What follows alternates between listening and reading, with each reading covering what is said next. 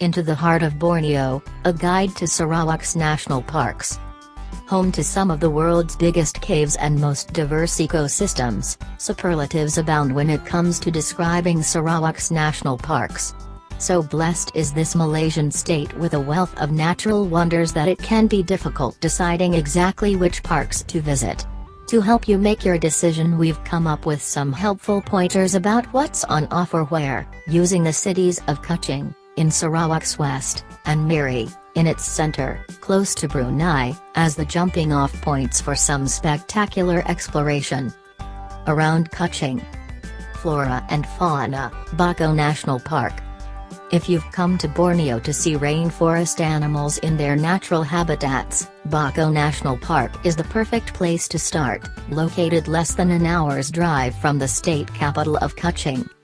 Once you've had your fill of the fauna, it's the flora's turn to grab your attention. Bako is a wonderfully accessible place to experience almost every type of vegetation found in Borneo. On the trail of the Rafflesia, Gunung Gading National Park. Gunung Gading National Park is the best place in Sarawak to see the world's largest flower, the Rafflesia, which measures up to 75 centimeters in diameter. The park is located 85 kilometers northwest of Kuching, making it possible to visit as a day trip. Buses run between Kuching and Lundu, about 3 kilometers from the park. Palms and Frogs, Kuba National Park. If you're a palm tree enthusiast or particularly keen on frogs, you won't want to miss Kuba National Park, home to large numbers of different species of both. The Palm Walking Trail showcases the variety of palm species found in Kuba's forests, while the dusk chorus of frog croaks sounds like a rainforest concert. For a taster, listen to this recording. Even if palms and frogs are not your passion, the park is worth a visit for its forest trails, waterfalls and accessibility. It's located just 22 kilometers west of Kuching. Around Miri. Caves, mountains and pinnacles, Gunung Mulu National Park.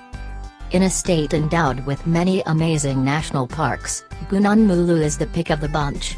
You'll need to fly here. There are daily flights from Miri, and guide fees and accommodation are not cheap, but most visitors would agree that extensive cave systems, hiking and trekking options and the sheer natural beauty of the canyons, rivers and rainforest-covered mountains of this UNESCO World Heritage Site more than justify the time and expense involved. Caves, Bats and Swiftlets, Naya National Park. Naya National Park is famous for its vast limestone caverns, including the Great Cave, one of the largest in the world. If you are planning to visit Mulu, don't mistake Naya's caves as more of the same. The park is also a site of great archaeological importance. In 1958, a team led by Tom Harrison discovered a human skull believed to be 40,000 years old, the oldest human remains found in the region. Beaches and Crocs, Simalaja National Park. Simalaja's narrow strip of primary forest stretches 30 kilometers along the coast near Benchiluan, offers hiking trails, sandy beaches and wildlife.